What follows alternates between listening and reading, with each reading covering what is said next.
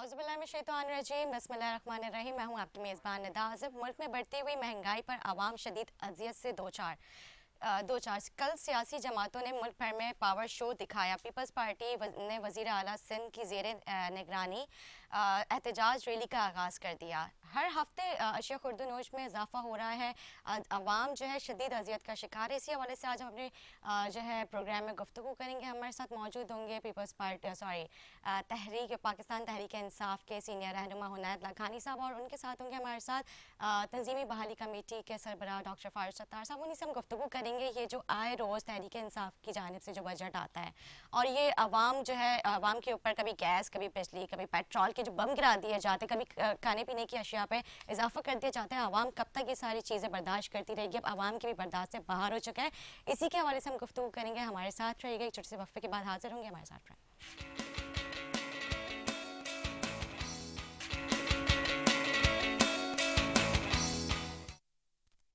Welcome back नाज़रीन, welcome back. हमारे साथ मौजूद हैं तंजीमी बहाली कमेटी के सरबराह डॉक्टर फारूक सत्तार। मैं आपको खुशामदीद कहूँगी। कैसे हैं? खैरियत से? वालेकुम अस्सलाम। फारूक साहब, जिस तरह से आपने देख रहे हैं काफ़ी दिनों से मुल्क की सियासत में नई नई तब्दीलियाँ आ रही हैं, मुल्क में बढ़ती हुई महंगाई आप कैसे देख रहे हैं? मैंने भी इस पर बड़ी सख्त और करारी किस्म की प्रेस कॉन्फ्रेंस भी की। ठीक है। और बहुत ही मतलब है कि जो गुज़िश्ता 3 सालों में अगर कोई ईमानदारी की बात है तब्दीली आई है तो वो यही आई है कि महंगाई के अगले पिछले सारे रिकॉर्ड टूट गए। अच्छा। और महंगाई के साथ फिर बेरोज़गारी तो उसकी जुड़वा बहन है, तो उसमें भी नुमाया इजाफा उसकी शरह में। और ये दोनों किस्म की अफरात ज़रिया महंगाई है, कॉस्ट पुश भी है और फिर जो एक बजटरी डेफिसिट की वजह से होता है वो यानी मॉनेटरी इन्फ्लेशन, जिसमें नोट भी छापने पड़ते हैं आपको अपने बजट के खसारे को पूरा करने के लिए। तो मैं समझता हूँ कि इस लिहाज से अब कुछ सोचना पड़ेगा कि देखें, एक तरफ ना अहली होती है, ना तजुर्बेकारी होती है, फिर नालायकी का तड़का लगता है उस पर, और ये सब मिला के फिर एक वाज़े तौर पर आपकी नाकामी का भी मुंह बोलता सबूत है।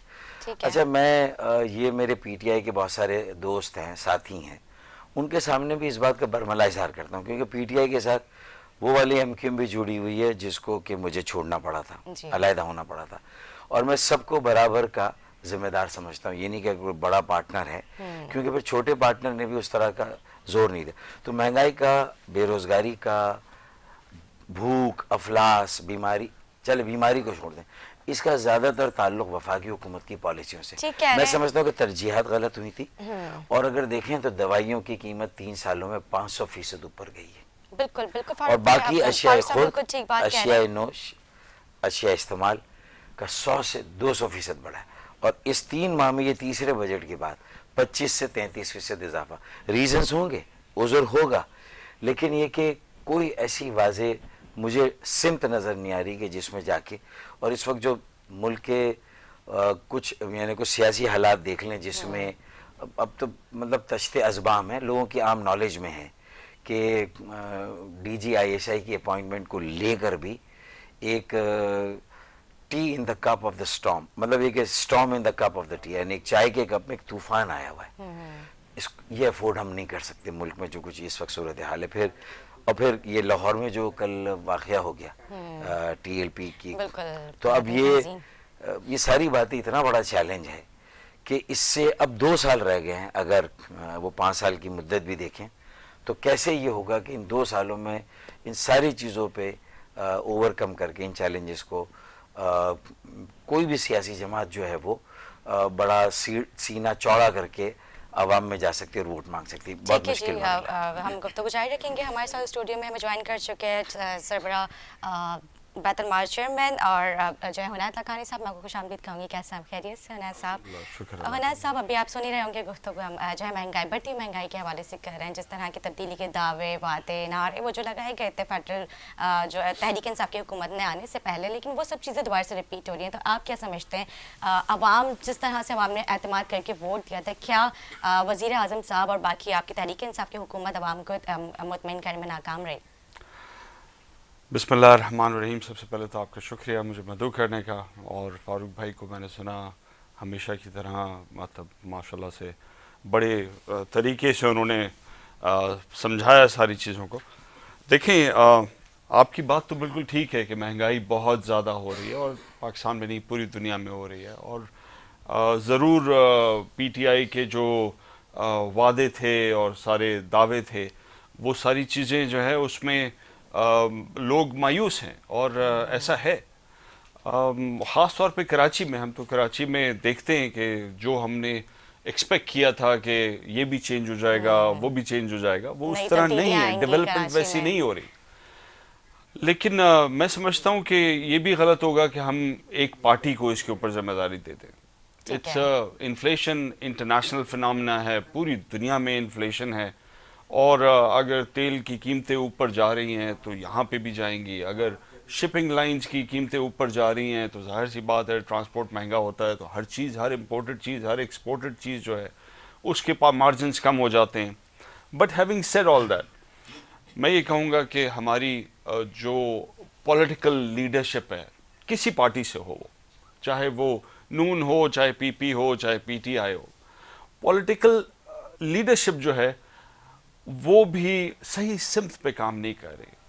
دیکھیں، آپ کل کے واقعے کا ذکر کیا فاروق بھائی نے، کتنا غمگین واقعہ ہے، ہر کسی کو جو ہے تکلیف پہنچی، ادھر بھی نبی پاک صلی اللہ علیہ وسلم کو ماننے والے ہیں، ادھر بھی نبی پاک صلی اللہ علیہ وسلم کو ماننے والے ہیں، اور خون بہایا جا رہا ہے۔ یہ ساری چیزیں جو ہیں، یہ ہمیں اس ملک کو آگے لے جانے کے لیے ان چیزوں سے پرہیز کرنا ہوگا، کاروبار کی طرف جانا ہوگا، ڈیولپمنٹ کی طرف جانا ہوگا، انڈسٹریز کی طرف جانا ہوگا، سروس سیکٹر کی طرف جانا ہوگا، باہر سے فورن ڈائریکٹ انویسٹمنٹ آنے کے لیے وہ ماحول یہاں پہ دینا ہوگا جس میں کاروبار فرسٹ، اکانومی فرسٹ والی ترجیح ہو، اور وہ نہیں ہے۔ سر وہ کب آئے گا؟ دیکھیں نا، 3 سال مکمل ہونے کو بس آ گئے، اب دیکھیں نا، اب کب یہی یہ تو میں سب کہہ رہا ہوں۔ وہ تبدیلی آئے گی؟ عوام نے جس طرح سے امیدیں لگائی تھیں، جابز ملیں گے، گھر شاید ملیں میں گے۔ اپنا پوائنٹ آپ کو سمجھا نہیں سکا۔ میں یہ کہہ رہا ہوں کہ اگر یہ پورے ملک کے تمام لیڈرز کو مل کے اپنی قوم کا سوچنا ہوگا، ٹھیک ہے۔ اپنے لوگوں کی روزگار کا سوچنا ہوگا، اور یہ ہر بہت ایسا تسلی بخش نہیں ہے، ان وہاں بھی ریلکٹنس ہے، مطلب ہے کہ اس میں بھی پہلے ہی کہ آگے جا کے کس کو زیادہ موقع ملے گا اقتدار میں آنے کا، وہاں بھی یہ لڑائی چل رہی ہے۔ سب اپنے اقتدار کی جنگ کے اندر لگے ہوئے نا، کوئی ملک میں یا غریب آدمی کی کام کرنے میں نہیں لگا ہوا، کوئی اس لیے نہیں لگا کہ روزگار مل جائے لوگوں کو، کاروبار گرو کرے، ایکسپورٹس گرو ہوں، امپورٹس کم ہوں۔ جب تک ہم وہ اچیو نہیں کریں گے تب تک یہ ملک آگے نہیں نکلے گا۔ ہمیں اگر یہ ڈالرز ری پے کرنی ہے، جو پچھلے ڈیکیڈز میں لیے ہوئے لونز اگر ری پے کرنے ہیں، اور ری پیمنٹ کے پیسے ہی نہیں ہیں، تو پھر آپ دوبارہ لون لیں گے، پھر آپ اس کو ری پے کریں گے۔ ہمیں اپنے پیروں پہ کھڑا ہونے کے لیے زیادہ کمانا ہوگا، کم خرچ کرنا ہوگا، ٹھیک ہے۔ اور وہ ایک ہی طریقہ ہے کہ یہ سب تو مل وہی کے والی کام بات ہوگی، کریں۔ میرے خیال سے آپ کے پی ٹی آئی کے ایک سینئر رہنما، انہوں نے کہا تھا کہ اگر 100 نوالے کھاتے ہو تو آپ کم کر دیں، اس میں مطلب 9 نوالے کم کر دیں۔ نہیں، میں یہ نہیں کہہ تو یہ وہی والی بات نہیں ہو گئی ہے؟ میں یہ کہہ رہا ہوں زیادہ کمانا ہوگا ایکسپورٹس کر کے، اخراجات کم کریں، ایکسپورٹس کم کر کے، ٹھیک اور ہے۔ ایکسپورٹس بڑھا کے، اور اخراجات کیسے کم کرنے؟ بلا وجہ 3 4 ادارے ایک ہی کام کے لیے ہم نے بنائے ہوئے، ان اداروں کو کم کریں۔ دیکھیں، غریب آدمی کو اگر آٹا چاہیے تو سبسڈی آٹے کے اوپر دی جائے، امیر آدمی کو جہاز میں سفر کرنے کے لیے سبسڈی کی ضرورت نہیں ہونی چاہیے، اور ہم ابھی بھی جہاز میں سفر کرنے والے کو سبسڈی دیتے ہیں اور آٹے کے اوپر سبسڈی نہیں دیتے۔ ٹرانسپورٹ جو ہے، آپ بسوں کے اوپر سبسڈی دیں، ماس ٹرانزٹ کے اوپر سبسڈی دیں، جہازوں پہ کون غریب آدمی سفر کرتا ہے؟ کیوں ٹیکس پیئرز کا پیسہ ان جہازوں کے اوپر لگ رہا ہے؟ سو یہ چیزیں اب دنیا ان سے نکل چکی ہے، لیکن ہم ابھی تک انہی چیزوں میں پھنسے ہوئے ہیں۔ سو یہ لیڈرشپ کو فیصلہ کر کے ان چیزوں پہ ایک سٹیپ لینا ہوگا تاکہ یہ ملک نکلے پریشانی سے۔ یہ سب پارٹی کے اندر کے کریٹک ہیں اور دانا دوست ہیں، میں ان کی پارٹی کے باہر کا کریٹک ہوں اور دانا دوست ہوں۔ صحیح ہے۔ تو پی ٹی آئی کی بھی جو ٹاپ لیڈرشپ ہے اس کے لیے ہی یہ اس وقت سب سے بڑا چیلنج ہے، کیونکہ سب سے زیادہ جواب دہ وہ ہیں، حکومت میں وہ ہیں، 3 سال انہیں ملے ہیں، دعوے بڑے بڑے اصل میں وزیر اعظم پاکستان پی ٹی آئی کے سربراہ عمران خان نے کیے تھے، تو اب انہیں محسوس کرنا چاہیے اس پنچ کو، جو یہ لوگوں کی جو ان کی غم و غصے میں، ان کے رد عمل میں یہ جو شدت آ رہی ہے، ان کی نفسیات کو سمجھنا چاہیے، اور کیا ریلیف ہم عوام کو دے سکتے ہیں، جو یعنی ہماری ترجیحات کہیں غلط ہیں۔ تو میرے خیال میں ہمیں نادان دوست کی بجائے دانا دوست سمجھا جائے، اور دانا دشمن بھی اگر کوئی اچھی بات کہے تو اس کو ماننا چاہیے۔ تو میں تو 3 سال سے، پھر میں نے تو انہوں نے بھی اپنی گفتگو میں کہا کہ اگر مہنگائی اور بے روزگاری کا ہی مسئلہ آنا تھا اور ہماری مجموعی معیشت میں ہم امپورٹ کو کم نہیں کر سکے، ایکسپورٹ کو نہیں بڑھا سکے، اپنی پیداواری عمل یا سرمایہ کاری کے عمل کو ہم بڑھا نہیں سکے، جس کی وجہ سے آج اس نہج پر ہم پہنچے ہیں، تو پھر ہمیں یہ بھی سوچنا چاہیے کہ چلیں اگر وہ معیشت میں جو اعداد و شمار یا فیگرز ہوتے ہیں اس پہ ہم کوئی بہت زیادہ وہ نہیں کر سکے، تو کراچی کے انفراسٹرکچر ڈیولپمنٹ میں بھی 3 سال سے کچھ نہیں ہوا۔ اچھا اس میں ایک عذر بہانہ 18ویں ترمیم کا آ جاتا ہے، صوبائی خود مختاری کا آ جاتا ہے، اور میں نے 1 سال ہو گیا بلکہ 1.5 سال اسلام آباد بھی ایک میں نے پلان بھیجا، shadow Karachi urban development plan, اور ایک میں نے پنڈی بھیجا، تو پنڈی سے تو مجھے رسپانس آ جاتا ہے لیکن اسلام آباد سے نہیں آتا۔ تو اس کا مطلب ہے کہ بھائی کوئی آپ کو وہ کہتے ہیں نا گو کہ چھوٹی ہے ذات بکری کی، دل کو لگتی ہے بات بکری کی، تو چھوٹی بات بھی کوئی چھوٹا آدمی بھی بات کر رہا ہو جو بظاہر آپ کی نظر میں جس کی اہمیت نہ ہو، لیکن اگر اس کی بات پہ غور کریں، اس کا ایک تجربہ ہے، وہ آپ کو مشورہ دے رہے کہ آئین کے اندر توڑ ہے کہ صوبائی حکومت کو کیسے بائی پاس کر کے اب براہ راست شہروں میں ترقی کے عمل اس کی رفتار کو تیز کر کے وہاں چھوٹی جو پبلک سرمایہ کاری حکومت کی انفراسٹرکچر میں پانی ہے، سرکولر ٹرین ہے، اور کچرا اٹھانے کا جدید نظام ہے، اور جو ہے وہ نکاسی آب کی جدید ایک نظام، یہ چاروں چیزیں ہو سکتی تھیں۔ نالے 3 صاف کیے جہاں آپ نے، تو وہاں 41 نالے اب صاف کر دیتے، زیادہ پیسہ اس پہ لگا دیتے۔ اس سال بارشوں میں ناگن چورنگی، یوسف گوٹ، خدا کی بستی، سرجانی ٹاؤن میں یہ حالات نہ ہوتے تو کیا ہوتا؟ آپ کہتے ہیں کہ ہم صوبائی حکومت ہماری نہیں ہے، بلدیہ میں ہم نہیں ہے، اس کے باوجود بھی ہم اتنا کر سکتے تھے، ہم نہیں کیا، تو آپ کے جو 14 MNAs ہیں ان کی اچھی فیس سیونگ ہو جاتی ہے۔ مشورہ کسی کا لے لے، مفت مشورہ ہے، اس میں کوئی پیسے بھی نہیں میں تو مانگ رہا کہ مجھ سے پیسے نہ لے۔ جب 3 نالے صاف کر سکتے ہیں صوبائی خود مختاری کے باوجود، تو 41 نالے بھی صاف کر سکتے ہیں۔ ٹھیک ہے جی، ہمارے پاس جو ہے پیپلز پارٹی کے سینئر رہنما آتے رہتے ہیں، MPs پہ آتے رہتے ہیں، تو ہم نے بھی ان سے گفتگو کی 18ویں ترمیم کے حوالے سے، تو وہ کہتے ہیں کہ اگر ہمیں وفاق کوئی اچھا مطلب منصوبہ لے کر آئے گی تو ہم کیوں نہیں ان کے ساتھ بیٹھ کے اس کے اوپر اور جو مشورہ کر کے ہم اس کو آگے لاہ عمل تیار کریں گے۔ تو پھر کہنے لگے کہ جب ان سے ہم گفتگو کرتے ہیں، جب خان صاحب کراچی آتے ہیں تو وہ تو ہمارے سے بیٹھنا پسند نہیں کرتے، تو یہ بھی ایک مین پوائنٹ ہے کہ مطلب آپ لوگ اس کے اوپر بھی تو کم از کم دیکھیں کہ آپ وزیر اعلیٰ سندھ کو اپنے ساتھ ملائیں، ان سے مشاورات کریں اور آگے کراچی کی ترقی کے، جیسے بھی فاروق صاحب نے کہا، تو یہ کیا معاملہ ہے؟ دیکھیں، کام کرنے کے طریقے ہزار ہوتے ہیں، نہ کرنے کے بہانے ہزار ہوتے ہیں، تو یہ بات نہیں ہے کہ جی وہ آئیں گے بیٹھیں گے تو ہم اپنا کام کریں گے۔ ان کا تو کام ہے، صوبائی حکومت ان کے پاس ہے، انہوں نے تو کرنا ہی کرنا تھا۔ اگر ان کی نیت میں کام کرنا ہوتا تو آج ہم لوگ رو نہیں رہے ہوتے۔ مطلب کراچی کے اندر موٹر سائیکل والوں کو پتہ نہیں کیا حال ہوتا ہوگا، چھوٹی گاڑی والوں کو کیا حال ہوتا ہوگا، 4x4 میں بھی ایسا لگتا ہے کابل کی کوئی جنگی میدان کے اندر ڈرائیو کر رہا ہوں، چاہے وہ طارق روڈ ہو، چاہے وہ ناظم آباد ہو، چاہے پاپوش ہو، چاہے گلشن اقبال ہو، چاہے کوئی اور ملیر کا ایریا ہو۔ اب اس کے اوپر پرائم منسٹر کے آ کے بیٹھنے کی کیا ضرورت ہے؟ میں کہتا ہوں 18ویں ترمیم میں رہے، لیکن 18ویں ترمیم کے اندر جو ان کے شہری مینجمنٹ میٹروپولیٹنز ہیں، ان کو ان کے اختیار دے دیں جو 18ویں ترمیم کا حصہ ہیں، ان کو ان کے فنڈز دے دیں۔ مطلب ایک شہر جو 70% ملک کی آمدن پیدا کر رہا ہے اور 97% صوبے کی آمدن پیدا کر رہا ہے، اس شہر کو جو ہے آپ ڈیولپمنٹ کے نام پہ کم از کم 10% ہی اس کا واپس کر دیں۔ 4000 ارب روپے اگر یہ شہر جنریٹ کرتا ہے تو 40 ارب روپے اس کو ملتے ہیں، اور وہ بھی خرچ نہیں کر سکتے۔ اس کے اوپر بھی جو ادارے بن گئے ہیں وہ پورے صوبے کے اوپر خرچ کریں گے، شہر کے اوپر نہیں کریں گے۔ پلس آپ دیکھیں نا، یہ جو پانی کی بات کر رہے ہیں، جو ٹرانسپورٹ کی بات کر رہے ہیں، یہ کتنی اسٹیٹ کا کیسا فیلئر ہے کہ ہم لوگ یہاں بیٹھ کے بات کریں کہ ہمیں پینے کا پانی مل جائے، ہمارا کچرا اٹھ جائے۔ یہ ٹیلی ویژن کے اوپر ہم بات کر رہے ہیں، شرم سے ڈوب مر جانا چاہیے ہمیں۔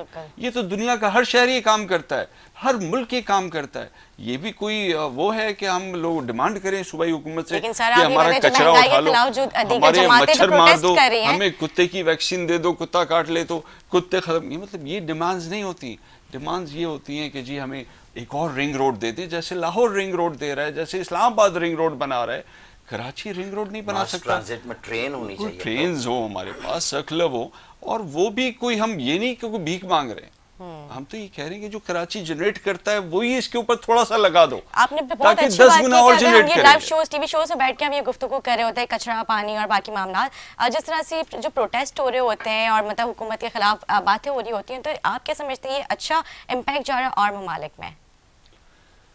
دیکھیں یہ تو حسن ہے ڈیموکریسی کا کہ اوپینین جو ہے اپنا ریز کرنے میں کوئی حرج نہیں ہے. جو برا امپریشن جاتا ہے وہ یہ قتل و غارت سے جاتا ہے, اچھا, وہ بم بلاسٹ سے جاتا اور ہے, جو لوگ مر رہے ہیں وہ کے سو رہے ہیں کنٹینرز سر, کی یہ بھی وجہ بہت سے بڑا سوال ہے. دیکھیں ان کنٹینرز کی وجہ سے جاتا ہے کہ پورا شہر بند ہے. فورن ڈائریکٹ انویسٹمنٹ کرنے والا نہیں آتا فورن انویسٹر, کہ اگر پورا شہر بند ہے, اگر آپ کی فیکٹریاں بند ہیں, اگر آپ کے کال سینٹرز بند ہیں, آپ کے آئی ٹی کے آفیسز بند ہیں, آپ نے وہاں پروڈکٹ جو ہے 17 تاریخ کو دینی ہے, آپ 27 تاریخ تک نہیں دے رہے, یہ چیزیں انٹرنیشنل ٹریڈ میں ایکسیپٹیبل نہیں ہوتی. بٹ جہاں تک آپ نے باقی باتیں کی کہ جو ہمارے پاس جہالت کی وجہ سے یا حکومت کی کارکردگی کی وجہ سے ایجوکیشن نہیں ہے, ہیلتھ کیئر نہیں ہے, دوسرے بھوک اور افلاس ہے, یہ ساری چیزیں ظاہر سی بات ہے یہ ریاست کی ذمہ داری ہے کہ وہ اپنے لوگوں کی یہ پرابلمز جو ہے وہ ختم کرے. بالکل, سندھ میں تعلیم کا تو ویسے بھی بہت ہی برا نظام ہے. گورنمنٹ اسکول میں تو ہمارے یہاں پہ ٹیچرز ٹیکس کا تو آپ کے سامنے ہے جو اسکینڈل ہوا تھا. ارے 19,000 اسکولوں میں باتھ رومز نہیں ہیں, 19,000 اسکولوں میں 40,000 میں سے, اور میجورٹی 30,000 اسکول میں پینے کا پانی نہیں ہے. اب بچہ اگر اسکول جاتا ہے صبح سے دوپہر تک, اس کے پینے کا پانی اور باتھ روم نہ ہو, آپ خود بتائیں نا کون بھیجے گا؟ کیا کرے گا جب اسٹاف ہی نہیں ہے تو پڑھانے کے لیے پھر کون؟ بینچز نہیں ہیں, پھر ٹیچرز نہیں ہیں, پھر چھتیں نہیں ہیں. کم از کم باتھ روم بنا کے اس کو پبلک باتھ روم ڈکلیئر کر دیں. اگر ٹیچرز اور بچے نہ بھی آئیں تو کم از کم لوگ تو لیکن استعمال تو یہ بھی اچھا مشورہ ہے. 200 سے 250 ارب یہ بھی مفت روپے, مشورہ ہے. 200 سے 250 ارب روپے سالانہ ایجوکیشن کے اوپر کرپشن کا شکار ہوتا ہے. یہی پیسہ اگر بچے کو دے دیں تو ہمارے پاس جو 69 لاکھ بچہ آؤٹ آف اسکول ہے وہ سارا کا سارا پرائیویٹ اسکول میں پڑھ سکتا ہے. اس میں احتساب آسان ہو جائے گا, جواب دہی آسان ہو جائے گی اگر یہ ڈیوالو ہو جائے کہ لوور سیکنڈری ہائر سیکنڈری تک سکولز نیچے ڈسٹرکٹس کو دے دیں, کیونکہ اس کے علاوہ کوئی راستہ ہی نہیں. کیونکہ پھر وہ ہر ڈسٹرکٹ کے شہری بلدیاتی انتخابات میں جو ہے نا وہ حساب کتاب کر لیں گے اپنے ان نمائندوں سے جن کو یہ فنڈ ملا. اختیار دے دیں, فنڈ دے دیں, رسپانسبلٹی کو نیچے دیں نا وتھ اتھارٹی, صرف ذمہ داری نہیں, وسائل بھی دیں اور اس میں اختیارات بھی دیں, تو یہ مسئلہ حل ہوگا. فاروق بھائی جو بات کر رہے ہیں کہ راکٹ سائنس نہیں ہے, پوری دنیا اسی طرح چل رہی ہے, یہی ایک کامیاب طریقہ ہے. ڈومیسٹک انڈسٹری نیچے لوکل لیول تک, ہائر ایجوکیشن آپ رکھ لیں, آپ کو تو ریسرچ پہ جانا چاہیے, پتہ نہیں کیا کیا اور کام ہونے چاہیے. لیکن ظاہر ہے کہ 40,000 اسکول جو بات کر رہے ہیں اور 19,000 میں باتھ روم نہیں ہے, تو ایک صوبائی وزیر تعلیم اور ایک وزیر اعلیٰ پورے سندھ کہیں 40,000 اسکولوں میں اگر روزانہ بھی 5 اسکول جائے تب بھی اپنے ٹینیور میں ان سارے اسکولوں کا دورہ نہیں کر سکتا. تو جب جا ہی نہیں سکتے اور ساری بیوروکریسی پہ آپ ڈیپینڈ نہیں کر سکتے, اس بیوروکریسی کو, افسر شاہی کو کسی کے آگے جواب دہ بنانے کے لیے میئر اور اس کی ٹیم کو, اکیلا میئر بھی کافی نہیں ہے.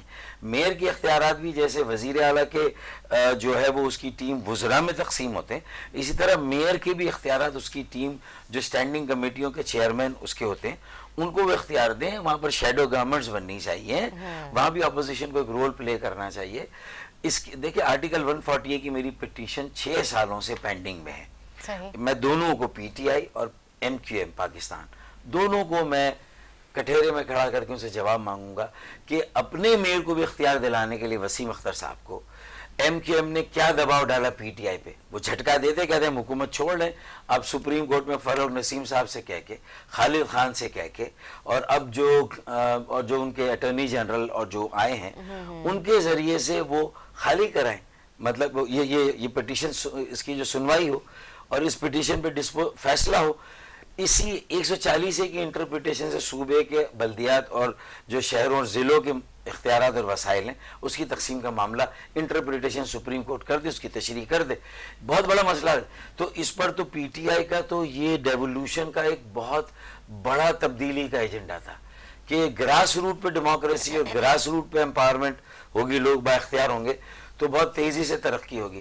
چائنا میں 1 پارٹی رول ہے مرکز میں, اسٹیٹ میں, لیکن چائنا کی جو ترقی کا ایک اہم راز ہے وہ اس کے با اختیار, مؤثر, باوسیلہ بلدیاتی ادارے، بالکل یہ بات تو حقیقت کیونکہ ہے. اس کی وجہ سے وہ آگے بڑھا ہے. آج اس کے چھوٹے چھوٹے شہروں میں ماس ٹرانزٹ کا، اور انہوں نے اپنے بچوں کی تعلیم پہ بہت فوکس کیا ہے. سب سے اور وہ اہم اس لیے چیز کہ یہ بھی ہے. ڈیوالو کیا ہے نا وہ اختیارات. انہوں نے اوپر فارن پالیسی رکھ لی، کرنسی رکھ لی، موٹے موٹے فائنینسز کے رکھ لیے. انہوں نے جو ہے وہ ریسرچ کی اور فارن انویسٹمنٹ کی، یہ ساری باتیں اوپر رکھی، باقی ساری چیزیں وہ نیچے دے رہے ہیں. اب اگر اسی کو ہم نہیں سمجھیں گے، اور ایک کراچی جیسا شہر جو 60-70% ریونیو دے رہا ہے، کراچی چلتا ہے تو پاکستان چلتا ہے، ترقی کا انجن ہے، معیشت کا ہب اور مرکز ہے، اور اسے 4000 ارب کا ٹیکس دینے پر 40 ارب ملے، 400 ارب اس کا کم از کم حق بنتا ہے، اور وہ بھی صحیح ہاتھوں میں جائے اور استعمال ہو. کرنا کیا ہے کہ 400 ارب ملنا چاہیے ہر سال اور اچھے ہاتھوں میں جائیں. تو اس کے لیے میں نے کہا ہے کہ اگر قومی سطح پہ انہوں نے کہا کہ سب کی ذمہ داری، یعنی اگر پی ٹی آئی کی اور ایم کیو ایم حکومت میں ان کی ذمہ داری ہے، تو پیپلز پارٹی اور پی ایم ایل این کی بھی ذمہ داری کچھ کم نہیں ہے، کیونکہ وہ بھی یکسوئی کے ساتھ وہ کردار ادا نہیں کر رہے جو کرنا چاہیے. تو ایک قومی ایجنڈے کی ضرورت ہے، اور اس پر لیڈ کون لے، بیٹھے کون. پرائم منسٹر صاحب بھی اپنی انا کو ایک طرف رکھ کے اب 2 سال کا ہیں، وہ یہ کہہ دیں کہ ٹھیک ہے الیکشن فیئر ہوں گے، فری ہوں گے، اور میں آپ کو یقین دلاتا ہوں کہ اس میں ہمارا کوئی ایسا نہیں ہے اگر ہم نہیں لیکن یہ کہ جمہوریت کا تسلسل رہے اور عوام کے مسائل حل ہو. آئیں بیٹھے قومی ایجنڈا وضع کر لیں. اچھا وہاں نہیں ہو رہا تو میں نے ان کے ساتھ کئی پروگراموں میں جا کے میں نے کہا کہ ہم کراچی والے، چاہے وہ پی ٹی آئی کے ہوں، چاہے ایم کیو ایم کے ہوں، یا ماضی کی ایم کیو ایم کے ہوں، جو بہتر چہرے ہیں، قابل قبول، قابل اعتبار، ان پر مبنی کمیشن بنائے آرٹیکل 149 کلاس 4 میں. تو آرٹیکل 148 کے تحت اختیارات دیں بلدیات کو، ضلعوں کے، شہروں کو. 149(4) کے تحت ایک کمیشن بنائے، آل انکلوسیو، آل پارٹی، آل سیکٹورل، ہر شعبے، ہر جماعت کے اور ہر قسم کے لوگوں پر مشتمل، اور 25 رکنی کمیشن بنا کے اس کو اختیار دے، بس مرکز سے پیسے لے لیں، اور نیچے نوجوانوں کی ایک تحریک چلے کہ ہمارا میئر 40 سال سے 35 سال سے کم عمر کا ایک بیٹا ہو، ایک بیٹی ڈیپٹی میئر ہو، تاکہ وہ نوجوان بھی انگیج ہو جائے، اس کو بھی کچھ نظر آئے کہ اس کے اوپر بھی ایک ذمہ داری ڈالی جا رہی. یہ فارمولا ہے، یہ کراچی کا ایک لوکل ایجنڈا بن سکتا ہے، یہ ماڈل ہوگا، یہ ریپلیکیٹ ہوگا نیشنل لیول. ٹھیک ہے جی، ہم گفتگو جاری رکھیں گے، ایک چھوٹا سا بریک لیں گے. بریک کے بعد حاضر ہوں گے، ہمارے ساتھ رہیں.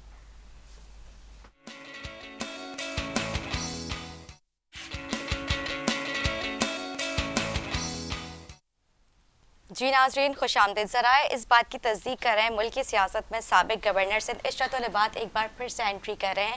کیا آپ کا رابطہ ہوا ان سے؟ کیونکہ وہ پھر سب سے رابطے کر رہے ہیں. میرا اس طرح رابطہ ان سے ہوا کہ ان کا جب یہ اچانک ایک انٹرویو آیا اور ٹکر چلے کچھ چینلز پر، پھر جنگ میں ایک اخبار میں بھی خبر رپورٹ ہوئی، تو میں نے اس کی تصدیق کی کہ ہاں یہ انہی کی طرف سے یہ سب آیا ہے.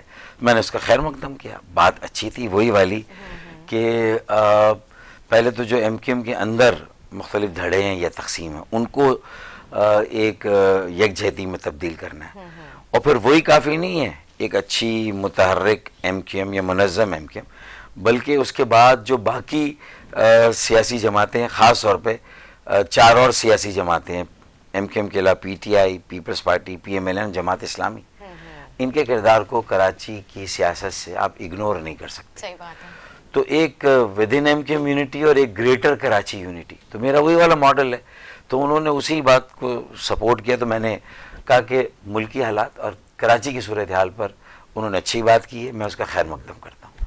اور یہی اگر چیز لوگ سمجھ جائیں کہ کراچی ہماری معیشت کی شہ رگ ہے، ہماری بقا، سلامتی، ملک کے روشن تابناک مستقبل کی ضمانت ہے، یہ سمجھ آ جائے. اور کراچی کا ایجنڈا قومی ہے. لاہور میں اگر آپ کوئی لوکل ایجنڈا بنائیں گے نا، وہ نیشنل نہیں ہوگا. لاہور اتنا میٹر نہیں کرتا نیشنل پالیٹکس یا نیشنل اکانومی، کراچی میٹر کرتا ہے. بالکل ٹھیک کہہ رہے ہیں منیت صاحب. ملکی موجودہ صورتحال جو ہے آپ کے سامنے ہے، تحریک انصاف کی کیا حکمت عملی آگے کی؟ دیکھیں ابھی تو ملک کی صورتحال سے زیادہ انٹرنیشنل صورتحال جو ہے وہ میٹر کر رہی ہے ملک کی صورتحال کے اوپر. سو وہ تو اس کے اوپر تو بہت لمبی ڈیبیٹ ہو جائے گی، آپ کو پورا پروگرام کرنا پڑے گا، اور اس میں بھی میں آپ کو کہوں گا کہ مجھ سے بہتر لوگوں کو آپ اس میں انوائٹ کریں، بیکاز جو حالات چل رہے ہیں افغانستان میں، جو حالات چل رہے ہیں یہاں پہ انڈیا کی طرف سے، چائنا کی طرف سے، سی پیک کی وجہ سے، اس پہ تو ہم جتنی لمبی بات کریں کہ کہاں سے بنگلہ دیش سے انڈیا کو کیسے ٹربل آ رہی ہے، چکن نیک سے کیسی ٹربل آ رہی ہے انڈیا کو، کشمیر میں کتنی ٹربل آ رہی ہے افغانستان کی وجہ سے، ان کی جو بھی فنڈنگ آتی تھی پاکستان کے اندر ڈفرینٹ گروپس کو ٹیررزم کرنے کی، وہ سب رک گئی ہے. So it's a very long debate. آج بھی شاہ محمود قریشی صاحب اینڈ DGI افغانستان کے اندر موجود ہیں. سو اوور آل مجھے لگتا ہے کہ پاکستان بہت بہترین طریقے سے اس پرابلم سے نکل گیا اور اپنی ویسٹرن بارڈر کو جو ہے سیف کر لیا ہے. لیکن انٹرنیشنلی چونکہ اب دنیا جو ہے وہ دو سپر پاورز کے درمیان آ گئی ہے، پہلے ایک ہی ہوتا تھا، تو اس ہاتھیوں کی جنگ میں پاکستان ابھی بھی بیچ میں ہے. سو ہمیں اپنے آپ کو اسٹیئر کرنا ہوگا اور صحیح طریقے سے کرنا ہوگا.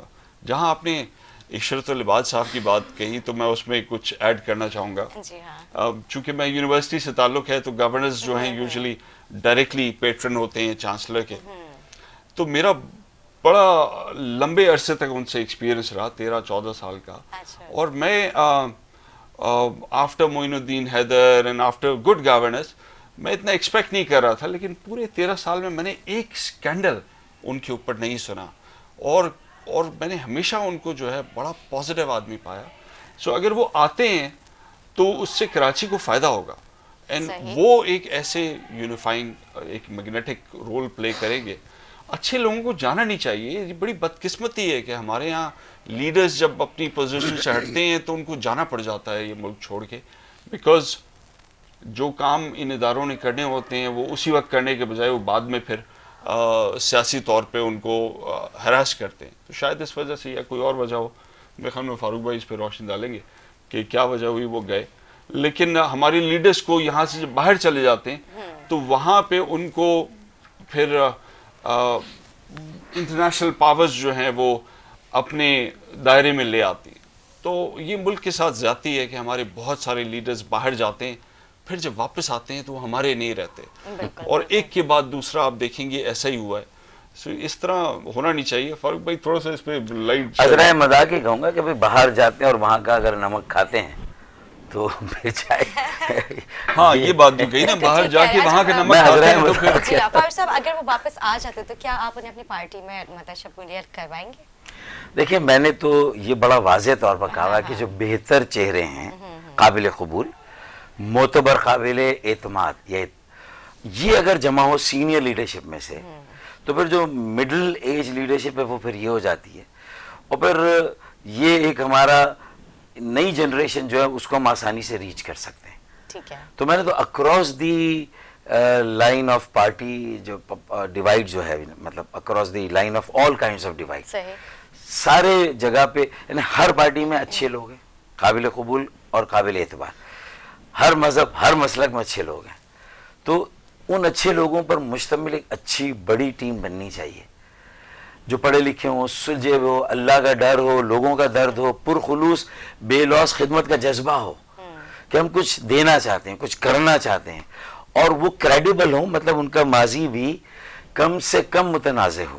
جیسے انہوں نے کہا کہ اسکینڈل نہیں ہے اگر گورنرشپ میں وہ اتنے سال رہے، اور کنٹروورسی بھی کوئی نہ ہو، اور لارجر ایکسیپٹیبلٹی ہو، ہر مسلک کا آدمی بھی ایکسیپٹ کرتا ہو، ہر زبان بولنے والا بھی. آپ نے بظاہر ایک علاقائی سیاست کی MQM میں رہ کے یک لسانی، جو شروع میں MQM کا تھا کہ مہاجروں کے مسائل کی زیادہ بات کرتے تھے، بعد میں متحدہ بنے. اس کے باوجود بھی اگر MQM کے اندر کچھ ایسے چہرے ہیں جن کو کہ تجربہ بھی ہے اس کا یعنی گورننس کا، اور ڈیولپمنٹ ایجنڈا کو کیسے آگے بڑھانا، مشرف صاحب کے زمانے میں ایک ٹیم ہماری تھی جس نے کام کیا تھا. ناردرن بائی پاس، لیاری ایکسپریس وے، پانی کا منصوبہ K3 مصطفیٰ کمال مشرف صاحب نے مکمل کیا، K2 میں نے کیا. تو K2 K3 کے بعد K4 شروع ہی نہیں ہو رہا.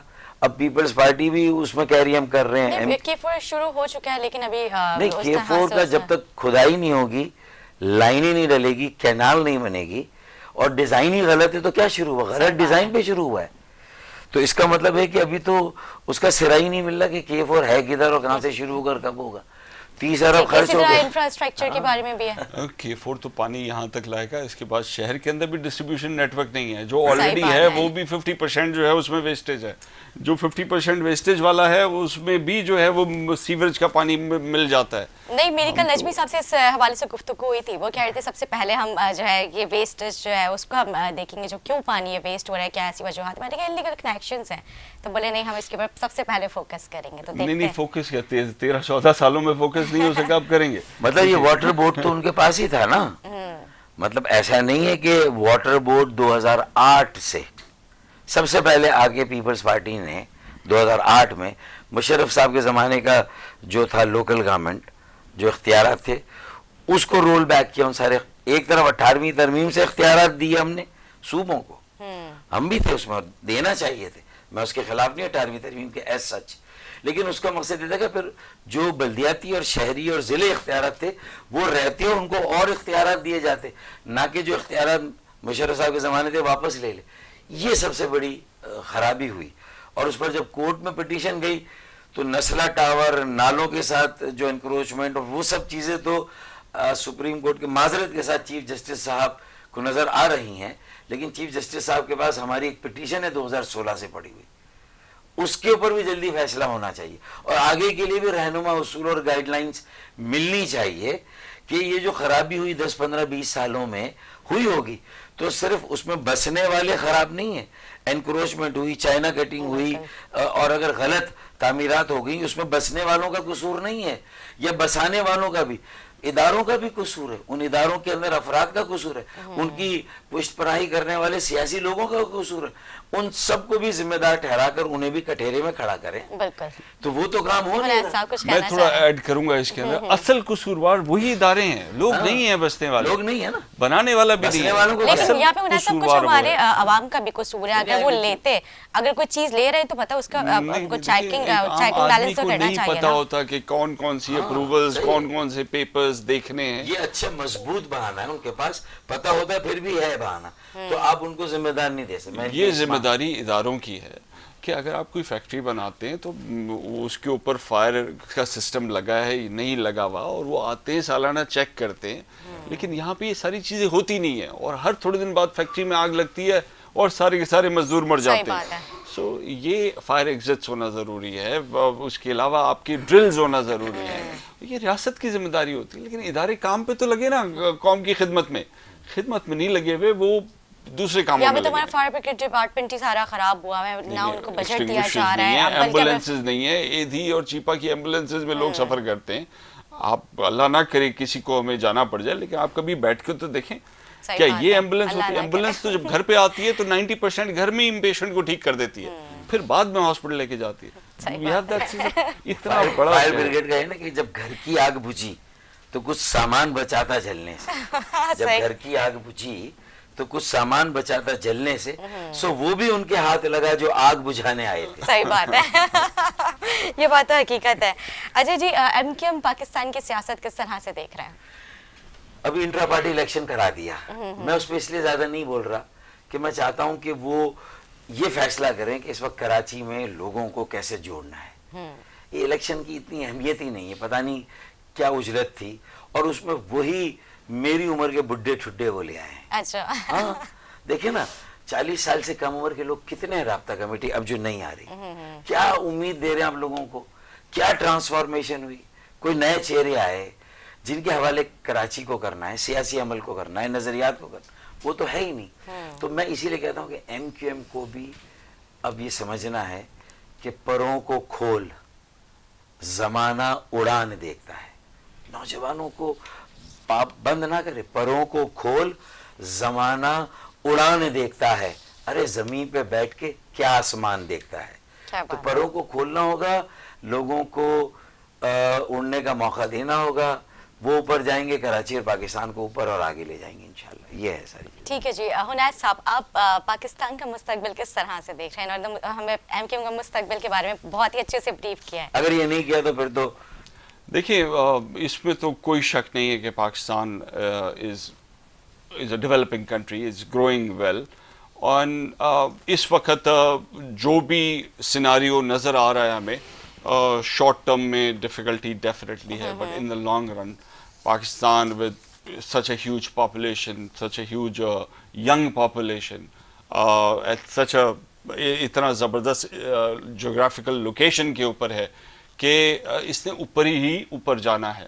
ٹھیک ہے, لیکن جن لوگوں نے مینیج کرنا ہے وہ اس کو صحیح طرح سٹیئر کر لیں, صحیح ڈائریکشن میں سٹیئر کر لیں, تو اس کا مستقبل جو ہے کوئی سنگاپور سے ہانگ کانگ سے کم نہیں ہے. خاص طور پہ کراچی کا. جی دیکھیں دنیا کی جتنی پورٹ سٹیز ہیں نا, چاہے لندن ہو, پیرس ہو, نیو یارک ہو, یہ سارے کے سارے جو ہیں یہ بہت زیادہ تیزی سے گرو کرتے ہیں کمپیئر ٹو دو سٹیز جو لینڈ لاکڈ ہوتے ہیں. سو اسلام آباد کے اندر وہ گروتھ کبھی بھی نہیں آئے گی, لاہور میں وہ گروتھ کبھی بھی نہیں آ سکتی جو کراچی میں آ سکتی ہے. اٹس اے پورٹ سٹی, اور اس کی جو اسٹرینتھس ہیں اس کو ہمیں یوز کرنا ہوگا. یہاں پہ انٹرپرینور موجود ہے, یہاں پہ ایجوکیٹڈ کلاس موجود ہے, اسمال بزنسز یہاں پہ موجود ہیں, مینوفیکچرنگ یہاں پہ موجود ہے, سروسز یہاں پہ. یہ کسی اور شہر میں یہ چیزیں نہیں ہیں. صرف اس کو میں ابھی جو آپ سے کہہ رہا تھا کہ اگر اس کو 400 ارب روپے لگائیں گے تو جو 4000 ارب روپے ہم جمع کرتے ہیں وہ 40,000 ہو جائے گا. لگاؤ تو کماؤ تو یہ مٹی بڑی زرخیز ہے صاحب. تھوڑا سا لیکن کھنڈرات میں تبدیل کر دیا ہے شہر کو.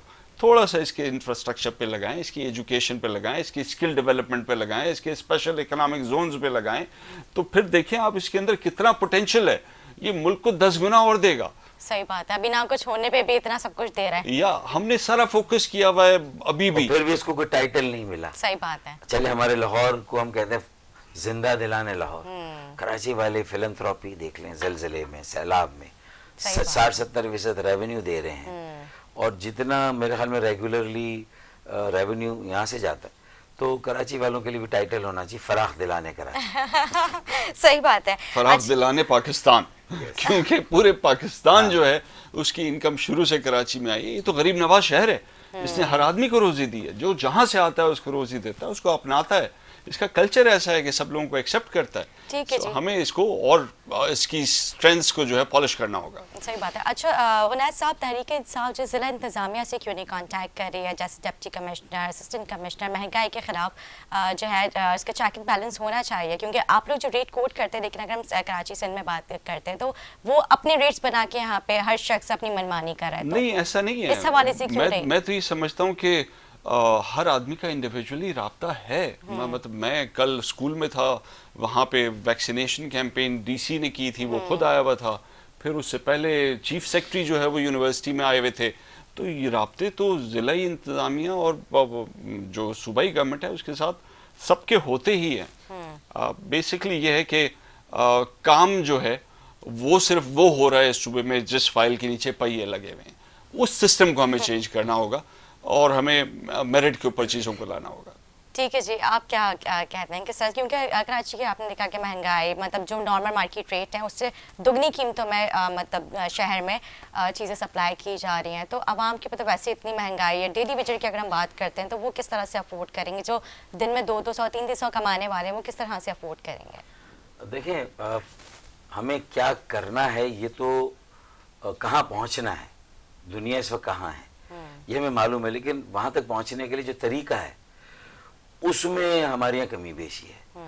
اس طریقے کو ٹھیک کرنے کے لیے کچھ بنیادی چیزیں جو جڑیں جسے کہتے ہیں نا, مسائل کی جڑ, اس میں فیوڈلزم بھی ہو سکتا ہے کہ لینڈ ریفارمز ہو جائیں تو بڑے پیمانے پہ کسانوں کو, چھوٹے زمینداروں کو موقع ملے گا, پیداوار ایک ہی ہوگی. دوسرے اختیارات بلدیاتی سطح پہ چلے جائیں, وسائل بھی وہاں چلے جائیں, کراچی کو 400 ارب مل جائے, اچھی ایک ٹیم مل جائے آل ان, تو وہ اس سے کیا ہوگا, خود بخود وہ جو پیداوار جب بڑھے گی, انفراسٹرکچر ڈیولپ ہوگا, آپ کی ایکسپورٹ بھی بڑھے گی, سرمایہ کاری بھی باہر کی فورن ڈائریکٹ انویسٹمنٹ بھی آئے گی.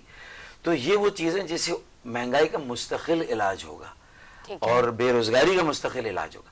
ابھی ڈپٹی کمشنر بیچارے چلے بھی جائیں گے تو وہ جو مڈل مین بہت زیادہ کمیشن کھا رہا ہے نا, کہ زمین کھیتوں سے شہروں تک جو آ رہا ہے جو مال, وہ بہت مہنگا ہے, تو اس میں کچھ کمی ہو جائے گی. لیکن یہ ہے کہ پروفٹ کچھ کم لیں ہمارے جو تاجر حضرات ہیں, کاروباری ہیں, وہ بھی سوچیں, اور ڈیپٹی کمشنر بھی ان پہ نظر رکھیں. لیکن اگر جو بیف ہے یعنی گائے کا گوشت اگر ہے ہی اتنا مہنگا, گھر میں ہی ان کو 650, 700, 750, تو اگر اس کا صرف آپ نے لگا دیا نرخ 500 روپے, 450, تو تو وہ لوگ نہیں بیچیں گے. صحیح بات ہے. تو ہمیں ادھر بھی ریئلسٹک اپروچ چاہیے. ہاں پھر پولٹری ہماری کہاں پر ہے, فارمز ہمارے کیسے ہیں, ہم اس کو کریں گے تو یہ چیزیں بڑھیں گی نا. بنگلہ دیش کی بھینس زیادہ دودھ دیتی ہے, ہماری بھینس نہیں دیتی, تو ہمیں یہ بھی دیکھنا کہ یہ کیوں ایسا ہے. صحیح بات ہے, یہ بات تو خیر ہے. اچھا صرف سنگاپور اور ہانگ کانگ کی مثال نہیں, وہ چھوٹے شہر ہیں, وہ تو کراچی کی آٹونومی سنگاپور اور ہانگ کانگ کی طرح نہیں, اس سے کم بھی ہو تو پورے ملک کے لیے بہت اچھا شگون ہوگا. لیکن ہمیں انڈونیشیا, ملیشیا اور بڑی آبادی والے ملک, چائنا, ایون بنگلہ دیش is overtaken every country in the region. India کو اوورٹیک کر لیا. پر کیپٹا انکم میں اب جو $2,200 پر کیپٹا انکم پہ پہنچ گیا وہ. اور کیا کیا انہوں نے, اس کی مائکرو فائنانس نے کام کیا, اس کی جو گورنمنٹ ہے اس نے جو ہے لوگوں کے جو چھوٹے ہنرمند لوگ ہیں ان کے مال کو ان کو بڑھانے کے لیے, ان کی پروڈکشن کو بڑھانے کے لیے ان کو لونز دیے, اور وہ شہروں تک ان کی مال جو ہے اپنے گاؤں دیہات سے شہروں تک پہنچنے دی. سو یہ ساری چیزیں جو ہیں ہمیں سیکھنا اگر ہے. جو فاروق بھائی نے ابھی بات کی فیوڈلز کی, اگر آپ امریکہ کی سکسیس دیکھیں 200 سال کی, تو وہ سکسیس, اسی اکنامک سکسیس کا مین ریزن یہ ہے کہ وہاں پہ جو مڈل کلاس تھی, وہ جو کاروباری کلاس تھی, وہ آگے نکلی انڈیویجول, اور فیوڈلز کے ہاتھ سے گیا. اور یورپین کا جو فیلئر ہے وہ اگر آپ دیکھیں تو فیوڈلزم کی وجہ سے ہے, کیونکہ وہاں پہ ایزیلی جو ہے وہ یہ پینیٹریٹ نہیں کر سکی کاروباری اصلاحات, اکنامک اصلاحات. صحیح بات ہے. اچھا جی عنایت صاحب, وزیر اعلیٰ سندھ نے اعلان کیا مزدور کی اجرت 25,000 ہونی چاہیے, تو آپ کیا سمجھتے ہیں یہ اس اعلان کے اوپر عمل درآمد ہوگا؟ بہت اچھی بات کہی ہے. 25,000 بھی کم ہے. جو حالات ہیں یہاں پہ اس میں ایک ایک آدمی کو 2-2, 3-3 لوگوں کو کھلانا پڑتا ہے, اور بعض اوقات اس سے بھی زیادہ. 25,000 روپے میں پورا نہیں کر سکتا غریب آدمی. سو منیمم ویج 25,000 ہونا چاہیے, بالکل ہونا چاہیے. اور اس کے علاوہ حل نہیں ہے, غریب آدمی جو ہے اس کے علاوہ چل نہیں سکتا. لیکن یہ تو اس طرح نہیں جیسے نجم عالم واٹر بورڈ کے چیئرمین ہیں, اور وہ انجینئر کو کہے بھائی فلاں جگہ پانی نہیں آ رہا, آ جانا چاہیے کل سے, تو نلکا کھولیں پانی کے لیے, لائنوں میں پانی, لائنوں کے لیے پیچھے سے آئے. پیچھے سے اگر ڈسٹریبیوشن ایک بڑے علاقے کی اور پانی کم ہے, اور پیچھے سے بھی کم ہے, تو بات یہ نہیں کہ صرف آرڈر دے دینے سے مسئلہ حل ہو جائے گا. کیسے پروڈکشن بڑھے گی, کیسے انویسٹمنٹ آئے گی, تو جا کے ایک مل اونر بھی کہے گا کہ ہاں 25,000 کے میں 30-35,000 دے دوں گا. اس کے پاس اس کے عذر ہے. بھائی اگر مجھے کوئی آدمی چاہیے اور اس ٹیکنیکل کوالیفیکیشن پہ وہ آدمی نہیں, میں کسی بھی قیمت میں لے کر آؤں گا. میرے لیے تو ضرورت ہے. آج ہمارے پاس پی ایچ ڈی فیکلٹی کے لیے ہم نارتھ امریکہ سے لوگ لے کر آتے ہیں, ڈالرز میں ان کو سیلری دیتے ہیں. آپ لوگ کو اس طرح کی چیزیں مطلب مشورے دیں نا, اپنے خان صاحب سے بات کریں اس حوالے سے. جو ہمارے نئے لوگ ہیں, ہماری یوتھ ہے, ڈگریز لے کے گھوم رہے ہیں, وہی تو بات کر رہے ہیں, مشورے دے کر آ رہے ہیں, انہوں نے نہیں سنے تو آپ پروگرام کر رہے ہیں اور ہم جواب دے رہے ہیں. ہم آپ کے ذریعے سے ان کو بھی اور عوام کو مشورے دیں. دیکھیں اکانومی کو turbo boost special economic zones لگاتے ہیں, وہیں پہ انڈسٹریز لگتی ہیں, وہیں پہ نوکریاں آتی ہیں, وہیں سے جو ہے ڈالرز آتے ہیں, ایکسپورٹس ہوتی ہیں. اسپیشل اکنامک زونز اس وقت کی ضرورت ہے, خاص طور پہ کراچی میں جہاں پہ انڈسٹریلسٹ کو زمین نہیں مل رہی ہے. اور اسپیشل اکنامک زون میں اس لیے کہہ رہا ہوں, نارمل انڈسٹریل ایریاز بھی ہو سکتے ہیں, اس لیے کہہ رہا ہوں کہ یہ صوبائی حکومت کا کام نہیں ہے. اسپیشل اکنامک زونز جو ہیں وہ ایک کارپوریٹ باڈی ہوتی ہے, جس طرح اٹانومس باڈی کا انہوں نے ذکر کیا. اٹانومس باڈی ہوتی ہے, وہ اپنے مسائل خود حل کرتی ہے, اور اس میں یہ پرچی مافیاز اور یہ پولیٹیکل پارٹیز جو ہیں وہ انفلوئنس نہیں کر سکتی, تنگ نہیں کر سکتی انڈسٹریلسٹ کو, اور اس میں فورن ڈائریکٹ انویسٹمنٹ آتی ہے. ٹھیک ہے جی, ایک چھوٹا سا وقفہ لیتے ہیں, وقفے کے بعد حاضر ہوں گے, ہمارے ساتھ رہیں.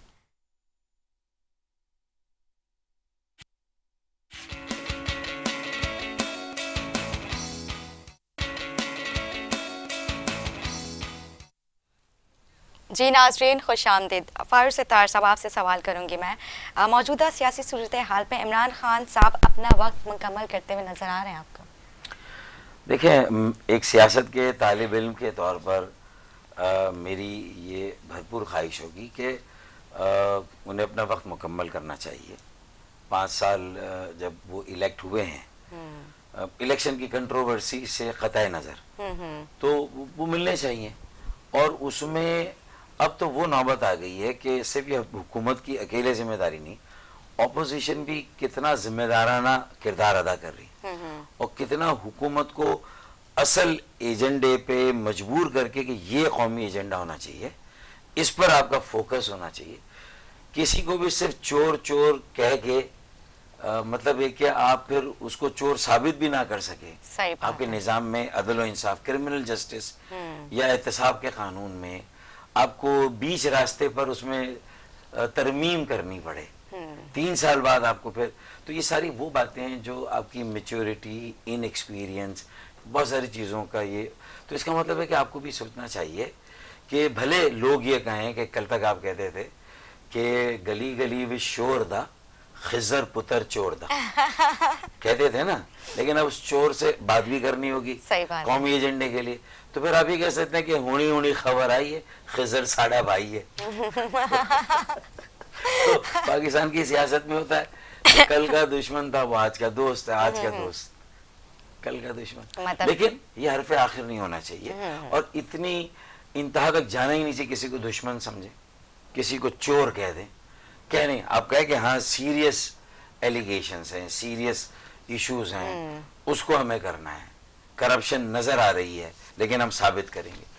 نیریٹو کو ذرا ٹھیک کریں، آل انکلوسیو اپروچ نیشنل لیول پہ بھی لینی پڑے گی. اس کے علاوہ پھر 2 سال جیسے تیسے مکمل تو کر لیں گے، لیکن جو عذر ٹی وی ٹاک شو میں بیٹھ کے یہ دیں میں دے دوں کوئی بھی دے دیں، عوام اب اگلے الیکشن میں اس عذر اور بہانے کو ایکسیپٹ نہیں، بیزار ہے، مایوس ہے ساری سیاسی جماعتوں سے. ٹھیک ہے جی. فاروق صاحب، ایم کیو ایم پاکستان مہنگائی کے خلاف کوئی آواز نہیں اٹھا رہی، خاموش کیوں نظر آ رہی ہے؟ یہ تو ایم کیو ایم پاکستان بتائے گی. نہیں، کچھ بھی ہو سکتا ہے، آپ لوگ بہت مطلب قریبی تعلقات تو رہ چکے ہیں نا، ہو سکتا ہے کہ شاید آپ کو اندازہ ہو. دیکھیں، ہم پیپلز پارٹی کے ساتھ یوسف رضا گیلانی کے زمانے میں حکومت میں تھے، لیکن پھر بھی ہم پانی کی کمی پر تحریک چلاتے تھے اور کمشنر ہاؤس اور جیم خانہ کے سامنے سے ریڈ زون میں گھستے تھے اور ایف آئی آر کھاتے تھے. ان میں شاید ایف آئی آر کھانے کی ہمت ہی نہیں ہے، یہ جیل جانا ہی نہیں چاہتے، گرفتاریاں دینا ہی نہیں چاہتے، عوام کے ساتھ کھڑے ہی نہیں ہونا چاہتے. تو یہ میرا جواب ہے ان کے لیے. کیا ڈر ہے، کیا خوف ہے؟ یعنی سہولت کی سیاست کریں، politics of convenience. Drawing room میں بیٹھ کے یہ سمجھ کے کہ مہاجر نام پہ سیاست کر کے لوگ مجبور ہیں اور پتنگ کو ہمیشہ ووٹ دیں گے، یہ خوش فہمی ہے. اس مرتبہ مجھے لگتا ہے کہ 4 سیٹیں بھی قومی اسمبلی کی نہیں ملے گی، اللہ نہ کرے 2023 میں. میری خواہش نہیں ہے، کوئی میں بد دعا نہیں دے رہا ہوں، لیکن مجھے جو حقیقت نظر آ رہی وہ یہی ہے. پی ٹی آئی کا بھی گراف نیچے جا رہا ہے اور جائے گا، لیکن اس کو پر کون کرے گا؟ مافیاز. کراچی کے portion mafia, builder mafia, encroachment mafia, land mafia, پانی mafia, line mafia, hydrant mafia, کئی مافیاز ہیں. وہ اپنے اپنے نمائندے ہر پارٹی میں گھسا دیں گے، پیسے لے کے آئیں گے، وہ الیکشن لڑیں گے، انہی کا میئر آئے گا، پھر انہی کے قومی صوبے. مافیاز ٹیک اوور کر رہی ہے کراچی کو. ٹھیک کہنا. اچھا فاروق صاحب نے بہت ہی اچھا ایک پوائنٹ اٹھایا ہے یہاں پہ، ٹینکر مافیا. یہاں پہ نلکوں میں تو واقعی پانی میسر نہیں ہے، عوام بوند بوند پانی کے لیے ترس رہی ہے، لیکن ٹینکر مافیا کو پانی کہاں سے مل جاتا ہے؟ نہیں، کیا وہی پانی جو لوگوں کے حق کا ہے وہ ہائیڈرنٹ سے بھر کے انہی لوگوں کو بیچ رہے ہیں. یہ کوئی ڈھکی چھپی تو نہیں ہے. آپ کے چینل جو ہے وہ اس کو اپنی کیمرے کی آنکھ سے دکھانا چاہیے. دیکھیں، کراچی کا جو پانی اس کو حق کا ملنا چاہیے وہ نہیں ملتا، اس بات میں بھی کوئی شک نہیں ہے کسی کو. صوبے کو تو پانی آتا ہے، اس میں سے خالی جو ہے وہ 10% پانی اگر کراچی کو مل جائے تو کراچی کا مسئلہ حل ہے، لیکن 10% بھی پانی نہیں ملتا کیونکہ فیوڈل گورنمنٹ ہے. وہ اپنی زمینوں کو پہلے پانی دیں گے، انسان بے شک پیاسا مر جائے، پھر اس کے بعد جو پانی ملنا چاہیے کراچی کو وہ پانی بھی جو ہے وہ چونکہ K4 نہیں بنا ہوا تو وہ نہیں آتا. پھر جہاں سے آتا ہے وہاں پہ پمپس جو لگے ہوئے ہیں وہ پمپس خراب پڑے ہوئے ہیں، اگر وہ ٹھیک کر دیں گے تو پانی مل جائے گا، تو دھابی جی کا پانی رک جاتا ہے. پھر اس کے بعد جب لائنیں ادھر شہر کے اندر آتا ہے تو لائنیں نہیں بچھی ہوئی یا لائنیں ٹوٹی ہوئی ہیں یا اس کے اندر سے وہ ہے، تو اس لیے ان تک کے گھروں تک پانی نہیں پہنچتا. پھر جو ہائیڈرنٹس ہیں اس کے اوپر پولیٹیکل گورنمنٹ کے لوگ بیٹھے ہوئے ہیں، وہ اتنا $1 بلین کی انکم ہے اس سے، وہی پانی جو لوگوں کے حق کا ہے وہ اپنے ہائیڈرنٹ سے ٹینکرز میں بھرتے ہیں، لوگوں کے گھروں تک پہنچاتے ہیں اور ان کو بیچتے ہیں اور پیسہ لیتے ہیں. اس شہر میں تو پانی بھی اپنا خود خریدو، سیکیورٹی بھی اپنی خود لو، بجلی بھی اپنی خود بناؤ، اس کے بعد جو ہے گاڑی بھی اپنی وہ رکھو جو 4x4 ہو. تو یہ شہر اور اگر آپ نے گھر لے لیا تو پھر اس کا حال آپ لوگوں کے سامنے چل گھر رہا ہے. لینا اور گھر بیچنے کے لیے بھی انہی کو پیسے دو نا. یہ جو ریونیو کے اندر بیٹھے ہوئے رجسٹرار اور یہ وہ ایک ایک آدمی جو ہے 1-1 کروڑ روپے دے کے نوکری پہ آتا ہے, ہر مہینے پیسے جمع کر کے ان کو دیتا ہے. لا اینڈ آرڈر پولیس کا بھی آپ کو پتا ہے کس طرح چل رہا ہے.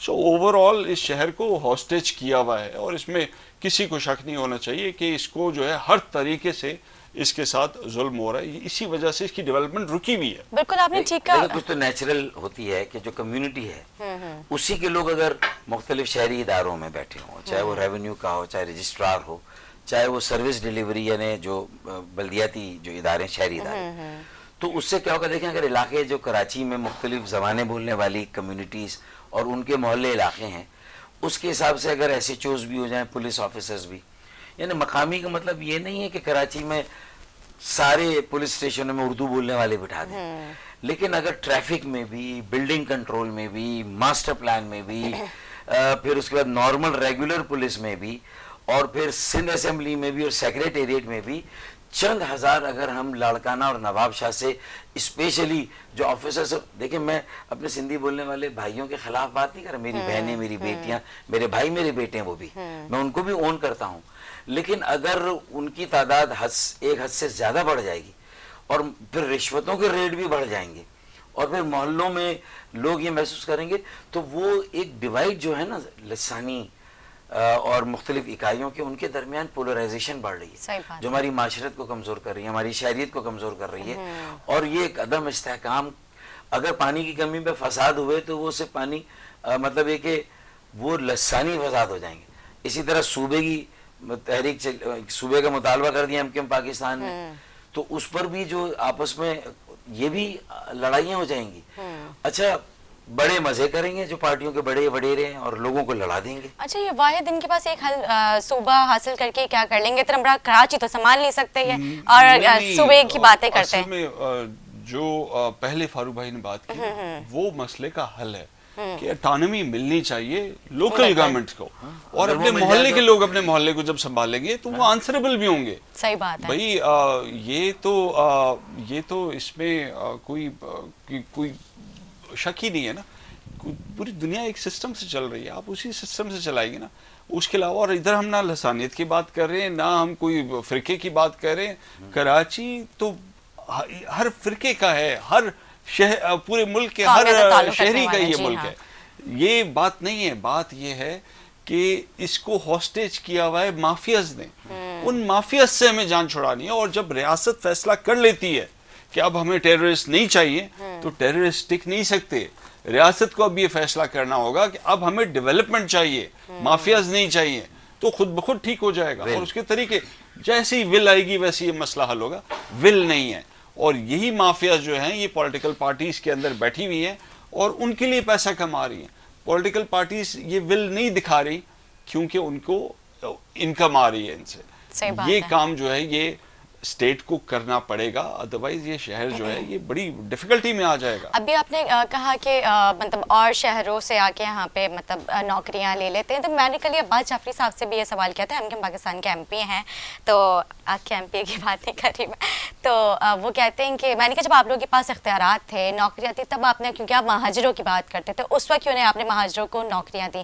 آج آپ مہاجروں کا حال دیکھتے ہیں کس طرح سے مہاجر جو ہے رائڈر بنا ہوا گھوم رہا ہے, بے روزگاری کارڈ پر, تو بولتے ہیں کہ میں نے کہا اس وقت تو آپ لوگ بولتے تھے پیسے دے دو اور آ کے نوکریاں لے لو, وہ پیسے بھی دیے, اس کے بعد نوکریاں بھی نہیں ملی. آج جب کراچی کے عوام کو ہم دیکھتے ہیں تو ہمارا دل دکھتا ہے, تو بولتے ہیں ہم کیا کر سکتے ہیں.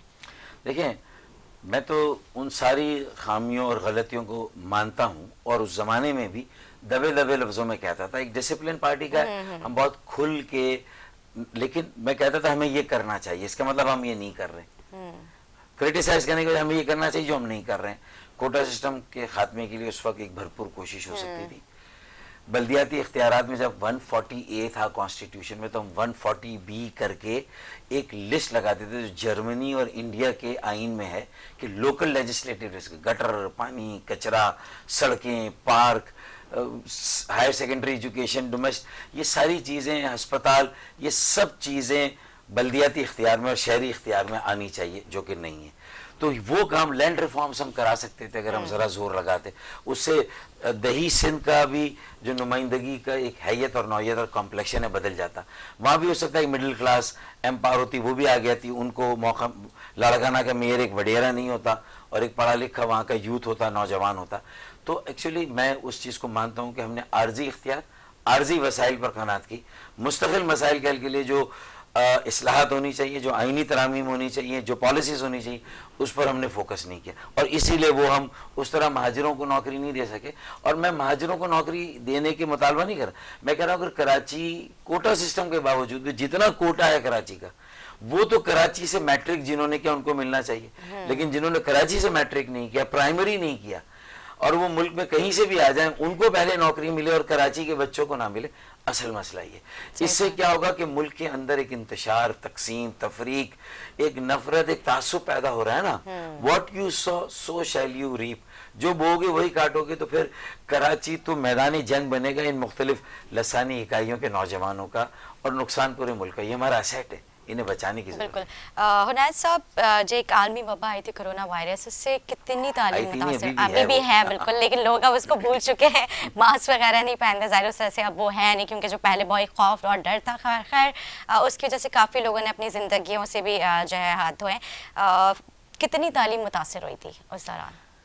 دیکھیں, تعلیم تو ویسے ہی برا حال ہے اس ملک میں. آپ کا 30% بچہ جو پبلک سیکٹر سکولز میں پڑھتا ہے, وہ تو کچھ بھی پڑھ کے نہیں نکل رہا. وہ زمانے تو گئے کہ پیلے اسکول سے نکل کے لوگ افسر بن جاتے تھے. اب تو ایسا کچھ بھی نظر نہیں آتا. باقی جو 30% بچہ ہے جو مدرسوں میں ہے, وہ تو میرے خیال میں چلتا رہا, مدرسوں نے مینیج کیا, اور اس پہ تو کوئی خاص میرے خیال میں حرج نہیں آیا. پرائیویٹ سیکٹر کا حرج آیا, جو باقاعدہ 30% بچہ ہے جو پرائیویٹ سیکٹر کے اندر ہے, ان کو آن لائن پڑھانے کی کوشش کی گئی. اور بہت سارے ٹیچرز جو ویسے بھی پرائیویٹ سیکٹر کی ٹیچرز ٹرینڈ نہیں ہیں, ٹیچنگ کے لیے ٹرینڈ نہیں ہیں, آن لائن کے لیے بھی ٹرینڈ نہیں تھے. پھر نہ وہ بچے ٹرینڈ تھے اپنے سسٹمز میں, نہ ان کے پیرنٹس ٹرینڈ تھے کہ ان کو ہیلپ کر سکیں ان گیجٹس کے اوپر. سو حرج تو آیا ہے ہمارے یہاں. لیکن الحمدللہ اب اسکولیں کھل گئی ہیں, اسکولوں کے اندر ویکسینیشن ہو رہی ہے, جیسا میں نے ابھی تھوڑی دیر پہلے بتایا. سو 12 سال سے اوپر جو بچہ ہے اس کو ویکسین کرانا چاہیے. ویکسین کی وجہ سے ہی ملک نکلے ہیں اس وبا سے, ہم بھی اسی صورت میں نکلیں گے, ہماری اکانومی بھی اسی صورت میں ٹھیک ہوگی جب سب کو ویکسین لگے گی. اسکولز چلنا شروع ہو گئے, بچے بھی بہت خوشی سے اب اسکول جا رہے ہیں, پیرنٹس کو بھی کوئی سکون کا سانس ملا ہے. سو اب ضروری یہ ہے کہ ہم تعلیم کا جو حرج آیا ہے اس کو کور کریں. اور تعلیم جو ہے بہت, ہم کرونا کے اس پہ ہم بات تو کر رہے ہیں تعلیم کی, تعلیم کا بھی کراچی کے اندر بہت زیادہ اس کو ریویمپ کرنے کی ضرورت ہے. تعلیم یہ نہیں ہوتا کہ 600 گز کے اسکول میں جا کے آپ صبح سے شام تک کلاس کے اندر ٹیچر آپ کے اندر تھوپتا رہے بیگوں کا اور کتابوں کا بوجھ اور آپ لے کر آ جائیں. یہ نہیں ہوتی تعلیم. آپ کو you have to learn by doing, by activity کے تھرو, ایک اسپورٹس اینڈ پرفارمنسز کے تھرو. سو وہ ابھی بھی ہمارے یہاں نہیں ہے. سو تعلیم کا حرج اگر آپ بات کریں تو ہمارا ملک, ہمارا صوبہ شاید واحد ایریا ہوگا پوری دنیا کے نقشے پہ جو پیچھے کی طرف جا رہا ہے, باقی دنیا آگے کی طرف جا رہی ہے. صحیح بول رہے ہیں فاروق ستار صاحب. جس طرح سے آپ نے دیکھا کہ ملک میں کبھی دھرنے کبھی ریلیاں, تو کیا لگتا ہے کہ آپ کو انتخابات کا وقت قریب ہے؟ مجھے تو یہ ڈر ہے کہ انتخابات کی ہم بات کرتے ہیں, ہم احتساب کی بات کرتے ہیں, یہ پورا نظام جو ہے وہ کہیں ایسا نہ ہو کہ لوگ اتنے مایوس ہو جائیں کہ پھر وہ کسی پر بھی اعتبار کرنے کے لیے تیار نہ ہو. تو ہمارا ایک مجموعی استحکام اور جو ملک کی ریاست ہے اس پر بھی پھر ایک سوال آتا ہے نا. پوری دنیا تو ہمارے پیچھے پڑی ہوئی ہے, تو ہمیں کسی طرح پاکستان کو اللہ نہ کرے مکمل ناکامی کی طرف جانے سے بچانا ہے. تو سر جوڑنے کا وقت یہی ہے اور ایک قومی ایجنڈا بنانے کا وقت یہ ہے. بھلے میری ترجیحات تھوڑی پیچھے رہ جائیں لیکن 10 سال بعد اس کا نمبر آ جائے. مجھے یہ یقین ہو کہ آج جو ہم کام شروع کر رہے ہیں قومی ایجنڈے میں, وہ پی ایم ایل این کی پرائیورٹی ہے, پیپلز پارٹی کی ہے, پی ٹی آئی کی ہے, لیکن میری جو اس میں قومی ایجنڈے میں میرا بھی اس میں ایک شامل ہے میری، وہ اس کی بھی باری آئے گی. تو کم از کم ہم طے تو کر رہے ہیں کہ ہمیں کس ڈائریکشن میں جانا ہے.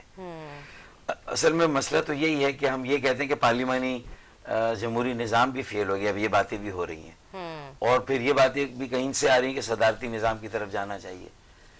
تو کیا گارنٹی ہوگی کہ پھر وہ صدارتی نظام کامیاب ہو جائے گا؟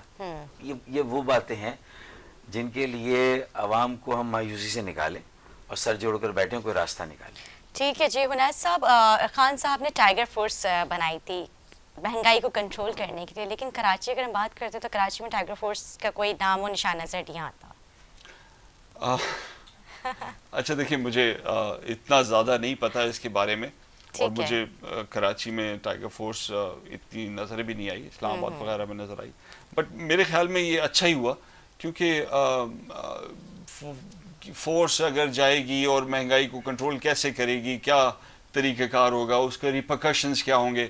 سو آئی تھنک مہنگائی کو کنٹرول جو ہے اس کا سب سے بہترین طریقہ یہ ہے کہ آپ اپنی ڈیولپمنٹ کو بڑھائیں، ایکسپورٹس کو بڑھائیں، روزگار کے مواقع بڑھائیں، خود بخود مہنگائی کنٹرول ہوگی. یہ آئی ڈونٹ نو میڈیا کے اوپر جو ہے یہ بات کہنا. دیکھیں، اگر گندم کی پرائس میں سنبھال لوں گا، کہہ دیں گے اگر تھوڑی سی نہیں، ہم سوال چینج کر دیتے ہیں، بڑھتی ہے کوئی مسئلہ نہیں ہے. گندم کی پرائس اگر تھوڑی سی بڑھتی ہے تو اس کا جو ایفیکٹ آتا ہے وہ گندم کی پروڈکشن پہ آتا ہے اگلے سال، وہ بڑھ جاتی ہے، پرووائڈڈ اس کا جو منافع ہے نا وہ اس کسان پہ جا رہا ہو، نہ کہ بیچ والوں کے جو ہوڑ کر کے جمع کر رہے ہیں ان کے پاس جا رہا ہے. تو آپ کو مہنگائی کے اوپر صرف کام اگر کرنا ہے تو یہ کرنا ہے کہ جو آدمی ذخیرہ اندوزی کر رہا ہے اس کو پکڑ لیں. باقی جو نیچرل انفلیشن ہے جو پوری دنیا میں چل رہا ہے وہ تو چلتا رہے گا. ذخیرہ اندوزی کرنے والوں کے اوپر ایکشن ہونا چاہیے. باقی پرائسز جو ہیں وہ آپ انکم کے ساتھ میچ کریں گی. انفلیشن ہے، پرائسز تو اوپر جائیں گی. ٹھیک ہے جی. فاروق ستار صاحب، لاسٹ سوال کیونکہ آپ نے جانا بھی ہے ظاہرہ، پھر اس کے بعد ہم بریک پہ جائیں گے. جس طرح سے بلدیاتی انتخابات ہوئے، آپ لوگوں نے کوئی اپنا حصہ نہیں لیا، اور اس سے پہلے مطلب اپنا دیگر جماعتوں کے ساتھ آفرز بھی آئی ہیں، تو اگر آئندہ انتخابات ہوتے ہیں تو اس میں آپ کوئی مطلب علیحدگی سے آپ لڑیں گے، مطلب سیپریٹ، یا پھر آپ کسی تنظیم کے ساتھ منسلک ہو کے الیکشن؟ میری پہلی خواہش تو یہ کہ ایم کیو ایم ہی کو ہم ایک فنکشنل، ایک پرو پیپل، یعنی ایک صحیح معنوں میں عوامی مڈل کلاس لوگوں کی جماعت بنائے. جو شروع میں اس کی پرواز تھی نا، ٹیک آف بہت اچھا تھا. بعد میں ظاہر ہے کہ بائی ڈیفالٹ یا بائی ڈیزائن، یعنی اس کے مخالف نے بھی سازش کر کے اس کو کچھ غلطیاں کرنے پہ مجبور کیا، اور کچھ پھر اس کی اپنی جو عادتیں بگڑ گئیں، پھر وہ بھی اسٹیٹس کو کا شکار ہو گئی، اس نے خود غلطیاں کی. میرے خیال میں ان سے اگر ہم نکال کے ایک نئی ایم کیو ایم، ایک ٹرانسفارمڈ ایم کیو ایم، تو وہ، اور جو کہ باقی ساری سیاسی جماعتوں کے ساتھ مل کے، پہلا حل تو یہ اسی میں ہو اور ایم کیو ایم کو ہی بچایا جائے. لیکن مجھے مجبور کریں گے اگر ایم کیو ایم والے نہیں سدھریں گے، نہیں سنبھلیں گے، نوشتہ دیوار نہیں پڑیں گے، تو میں اپنی اسٹرینتھ لے کے میں بھی اتروں گا، ایک آزاد گروپ بناؤں گا. ٹھیک ہے. اچھا، پھر میرا دعویٰ یہ کہ میں سب سے زیادہ ووٹ لوں گا، پھر شاید پی ایس پی کو ملیں گے، پھر ایم کیو ایم کو ملیں گے. این ای 249 مطلب بالکل یقین سے یہ بات کہہ سکتے ہیں. لیکن کیا ہوگا، ہم تینوں کے ہاتھ کچھ نہیں آئے گا، تقسیم ہو جائیں گے سپورٹ. ٹھیک ہے. مافیاز کے لوگ آ جائیں گے. ٹھیک ہے جی. فاروق ستار صاحب، میں آپ سے اجازت لوں گی. آپ کا بہت شکریہ، آپ نے اپنا قیمتی وقت دیا. عنایت صاحب، آپ ہمارے ساتھ رکھیں گے. ناظرین، چھوٹا سا وقفہ لیں گے، وقفے کے بعد گفتگو جاری رکھیں گے. ہمارے ساتھ رہیں.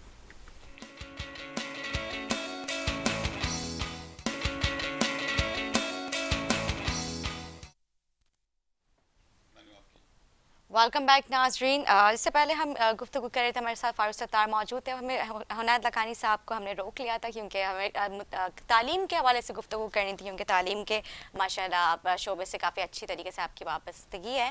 عنایت صاحب، جس طرح سے بھی 2.5 سال کے عرصے میں ایک ہم پینڈیمک سچویشن سے گزر رہے تھے، ایک عالمی وبا کو ہم فیس کر رہے تھے، اس میں بچے بھی اور مطلب ہر طرح کے لوگوں نے اس کو بہت ہی اچھے سے اس کو ٹیکل کیا.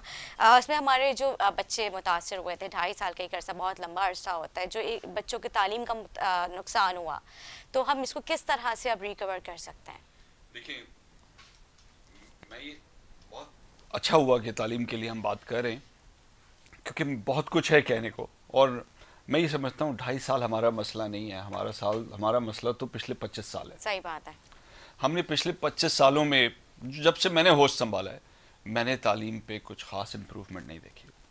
دنیا میں جو ملک آگے نکلے نا، تیزی سے آگے نکلے، چاہے وہ بنگلہ دیش ہو، چاہے وہ چائنا ہو.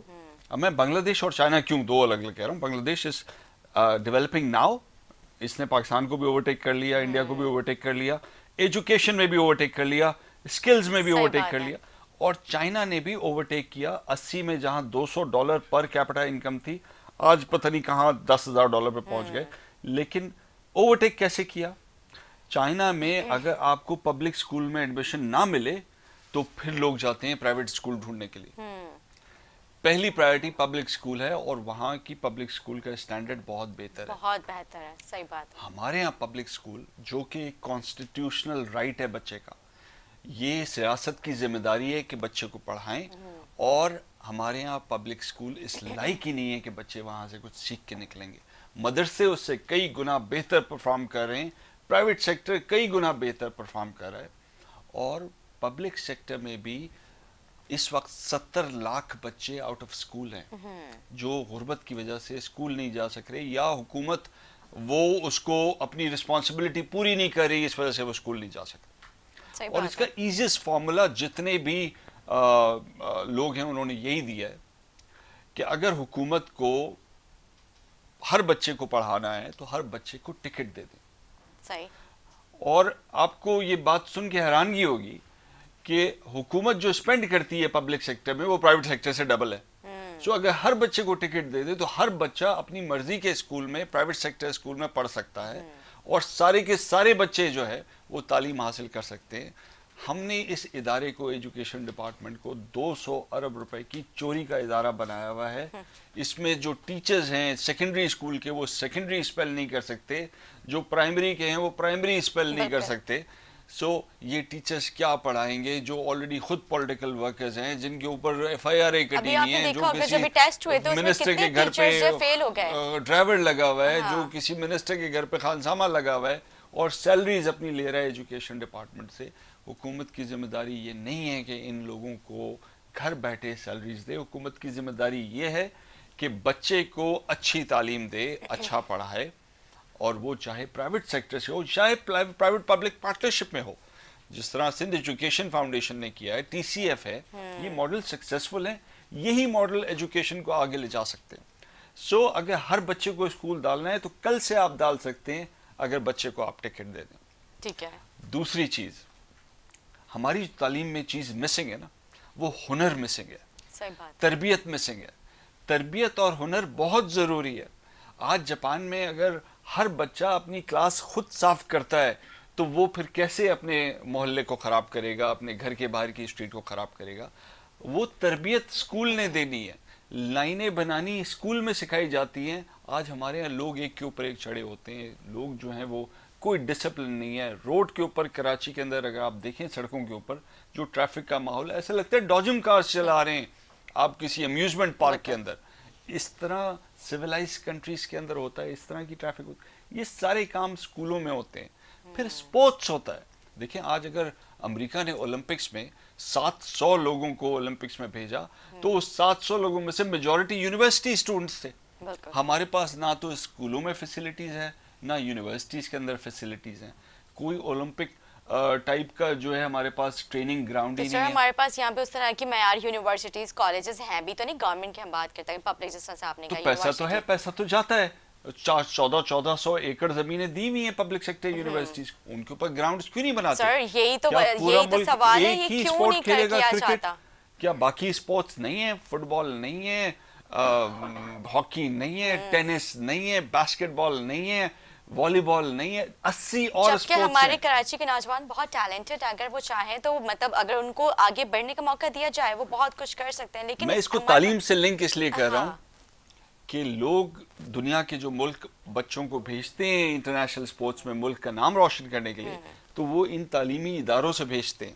سو ان تعلیمی اداروں کا کام صرف یہ نہیں ہوتا کہ بکسہ دے دیں اتنی کتابوں کے بوجھ کا، بلکہ یہ بھی ہوتا ہے کہ بچے کا جو بھی اسٹرینتھ ہے اس کو تراشیں، اس کو ہیرا بنائیں، اس کو سٹار ابھاریں. चाहे वो स्पोर्ट्स में हो, चाहे वो परफॉर्मेंस में हो, चाहे वो कोई आर्ट्स में हो, चाहे वो मैथ्स में हो, चाहे साइंस में हो, लेकिन वो उभारना काम स्कूल का होता है और वो नहीं हो रहा है इस मुल्क में। ये मुल्क आगे नहीं निकल सकता जब तक हम अपने बच्चे को सही तरह तराशेंगे नहीं। ठीक है जी, जो मेरा सवाल है उनैस साहब, जो 2.5 साल के अरसे में तालीम मुतासर हुई, तो हम उसको किस तरह से बेहतर कर सकते हैं अब? क्योंकि कितने बच्चे जो है उन्होंने तो खैर कितने लोगों बच्चों ने तो खुशियां भी मनाई थी कि चलो अच्छा हुआ हम घर बैठ गए, क्योंकि सुबह सुबह उठना है, बच्चों आपको पता है कितना चिड़चिड़े हो जाते हैं, वो तो एक दीगर मैटर है।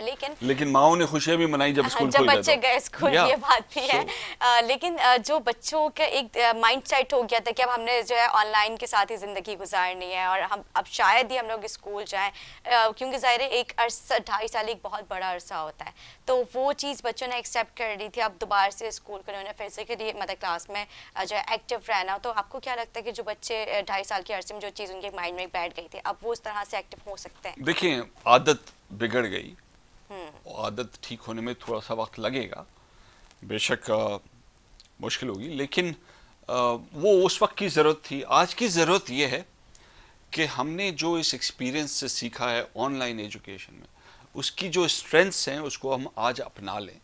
जो हमसे गलतियां हुई, जो वीकनेसेस थी, टीचर्स को अगर नहीं आता था पढ़ाना, बच्चों को अगर नहीं आता था पढ़ना, तो आज क्लासरूम के अंदर उनको ऑनलाइन पढ़ना भी सिखा दें, ऑनलाइन पढ़ाना भी टीचरों को सिखा दें, क्योंकि ऑनलाइन की अपनी स्ट्रेंथ्स हैं। सबसे बड़ी स्ट्रेंथ जो ऑनलाइन की है वो उसकी कॉस्ट सेविंग है। आज हर पेरेंट का एक ही रोना होता है कि जी फीस बहुत ज़्यादा है। सो अगर हमने कभी फीस कम करनी है तो ऑनलाइन की कुछ चीज़ों को हमें अपनाना होगा, ठीक है, क्योंकि इंफ्रास्ट्रक्चर की उसमें जो है रिक्वायरमेंट कम हो जाती है, ट्रांसपोर्ट की रिक्वायरमेंट कम हो जाती है, सो पेरेंट्स भी सेव करते हैं। नंबर 2, ऑनलाइन के अंदर कुछ वीकनेसेस हैं, वो वीकनेसेस जो हैं वो हम क्लासरूम के अंदर पूरी करें। सो मेरे ख्याल में हर स्कूल अपनी इनरोलमेंट को डबल कर सकता है अगर थोड़ा ब्लेंडेड लर्निंग की तरफ चले जाए, ऑनलाइन की स्ट्रेंथ्स को यूज़ करे और ऑन ग्राउंड के अंदर टीम वर्क और बाकी चीज़ें एक्टिविटी बेस्ड ट्रेनिंग कर दे। और इस पे बहुत सारे लोग काम कर भी रहे हैं, क्योंकि ऑनलाइन में हर स्कूल फेल नहीं हुआ, बहुत सारे सक्सेसफुल भी रहे, और दुनिया में हर मुल्क ने ऑनलाइन किया। तो मैं तो जानता हूँ बहुत सारे ऐसे बच्चों को जो ऑनलाइन पढ़ रहे हैं, वो तो स्कूल होते हुए भी नहीं चाहते, ऑनलाइन पढ़ते हैं और ऑनलाइन के अंदर दे गुड। आज का बच्चा, आज की ब्रीड जो है वो डिफरेंट है, वो हर वक्त अपने फ़ोन के ऊपर लगा होता है, वो 1 साल का नहीं होता, वो उसके हाथ में फ़ोन थमा दिया जाता है, हमसे ज़्यादा बेहतर तरीके से उसको यूज़ करता है। सही बात है। And there is a lot of pros and cons in this. हम वीकनेस जो है बहुत जल्दी कवर कर लेंगे। ठीक है, लेकिन आपने कहा कि कॉस्ट का भी फ़र्क पड़ा है उस पर, लेकिन प्राइवेट अगर मैं स्कूल्स की बात करती हूँ तो इन्होंने तो जो ऑनलाइन के आपने कहा कि हमारे ट्रांसपोर्टेशन का भी बचा और बाकी दीगर, और तो इन्होंने तो मेरे ख्याल से वैसे ही चार्ज किए हैं, 3-4 मंथ के। उन्होंने बोला कि आपने जो बात की ना, मैं थोड़ा सा आपको समझा दूँ। ऑनलाइन में सबसे बड़ा फ़ायदा तो ये है कि एक टीचर जो है अपना कंटेंट बहुत बड़े एरिया तक पहुंचा सकता है। सो अगर गोटकी में कोई अच्छा मैथमेटिक्स पढ़ाने वाला नहीं है, तो अमेरिका में बैठे हुए या कराची में बैठे हुए टीचर जो है वो गोटकी तक के बच्चों को एक टीचिंग असिस्टेंट के थ्रू पढ़ा सकता है। सो अच्छा टीचर वहां तक पहुंच गया। दूसरा उसका जो फ़ायदा है वो ये कि जब आप ऑनलाइन में पढ़ रहे हैं तो आपको सफ़र करके दूसरे शहर नहीं आना या सफ़र करके अपने स्कूल तक नहीं जाना, यू सेव ऑन ट्रांसपोर्ट। तीसरा उसका यह है कि अगर ऑनलाइन स्कूल जो है वो रेंटेड बिल्डिंग में है और वो उस इंफ्रास्ट्रक्चर को बनाने के उसके अखराजात हैं, तो अब वो घर में पढ़ रहा है, उस स्कूल का वो कॉस्ट नहीं है इंफ्रास्ट्रक्चर की, सो वहाँ पे स्कूल सेव करता है। अब वो ट्रांसलेट करके पेरेंट्स तक कब तक आता है? आपकी बात ये है कि पेरेंट्स को फ़ायदा नहीं होगा। पेरेंट्स को डेफिनेटली फ़ायदा होगा ब्लेंडेड लर्निंग से। जैसे मैं अपनी इकरा यूनिवर्सिटी की अगर बात करूँ तो वहाँ पे स्टूडेंट सेव मनी। आज भी अगर एडीपी प्रोग्राम करते हैं बच्चे तो शायद उसकी कीमत आधी है नॉर्मल प्रोग्राम से, because there is a blended learning, a lot of the portion is teacher का ऑलरेडी मौजूद है। सो ऐसा नहीं है कि हर जगह ये हुआ है, और ये फ्री मार्केट में होता है कि लोग खुद ही असेस कर लेते हैं, पता कर लेते हैं कहाँ पे कौन फेयर प्राइस दे रहा है और वहाँ पे जाएं। फिर गवर्नमेंट की रेगुलेटरी बॉडी का ये काम होता है कि मेक श्योर करें कि कोई फ्लीस ना कर रहा हो, कोई किसी के साथ जाती ना कर रहा हो अपने कस्टमर के साथ, اور اگر ہو بھی گئی ہے تو پھر بھی حکومت کی ذمہ داری ہے یہ کہ کمپلین کے اوپر ایکشن لے. بالکل. سو انفارچونیٹلی ایز آئی سیڈ کہ ریاست اپنی ذمہ داری پوری نہیں کر رہی. لوگوں کا جو کانسٹیٹیوشنل رائٹ ہے کہ وہ اس ان کو کی نہیں تعلیم مل رہا فری ہے. ہونی چاہیے جی. وہ لوگ سمجھ نہیں رہے. چاہے وہ پرائیویٹ سیکٹر میں پڑھے تب بھی حکومت کی ذمہ داری ہے کہ اس بچے کو ٹکٹ دے کہ وہ فری میں پڑھے. ٹھیک ہے جی حنیت صاحب، آپ کیا لاسٹ میسج ہمارے عوام کو دینا چاہیں گے، ہمارے ناظرین کو؟ ہاں اتنی ڈیٹیل میں ہر ٹاپک کے اوپر بات کی ہے، لیکن میں ایجوکیشن کے اوپر کہوں گا، ایجوکیشن کے ساتھ سپورٹس کے اوپر کہوں گا کہ اگر ہم اپنی ملک کو آگے بہتر دیکھنا چاہتے ہیں تو آج ہمیں انویسٹ کرنا ہوگا اپنے بچوں کے اوپر اور ایمانداری کے ساتھ کرنا ہوگا. ہمیں اپنے سسٹم کو ٹھیک کرنا ہوگا. یہ اس طرح جو ہے اس ملک کو ہم پیچھے لے کے جا رہے ہیں، ہم زیادتی کر رہے ہیں اپنے ملک کے ساتھ. اگر ہم اپنی سکلز کے اوپر، اپنی ایجوکیشن کے اوپر ایمانداری سے کام نہیں کریں گے، اپنے بچے کو ٹرین نہیں کریں گے تو ہم بہت سارا ہیومن ریسورس جو ہے وہ ضائع کر دیں گے.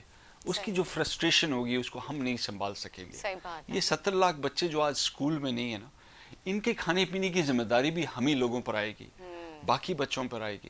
جب یہ بڑے ہو جائیں گے اگر یہ کام پہ نہ لگے تو کوئی غلط کام پہ لگ جائیں گے، اس غلط کام کی جو پریشانی ہے وہ بھی ہم ہی لوگوں پر آئے گی. سو آج سے اگر ہم نے ان کو نہیں سنبھالا تو آگے جا کے ایک بہت بڑا یہ بام ہے جو پھٹ جائے گا اور ہم لوگ جو ہے پریشانی میں آ جائیں گے. ٹھیک ہے، بہت خوبصورت پیغام آپ نے دیا ہے حنیت صاحب. میں آپ کا بہت شکریہ ادا کروں گی، آپ نے اپنا قیمتی وقت دیا. امید کرتے ہیں میرے ناظرین کو آج کا ہمارا پروگرام اچھا لگا. اسی کے ساتھ اپنے میزبان ندا صاحب کو دے اجازت. مجھے میرے آنے والے مہمانوں کو خصوصاً اپنے دعاؤں میں یاد رکھیں. اللہ حافظ.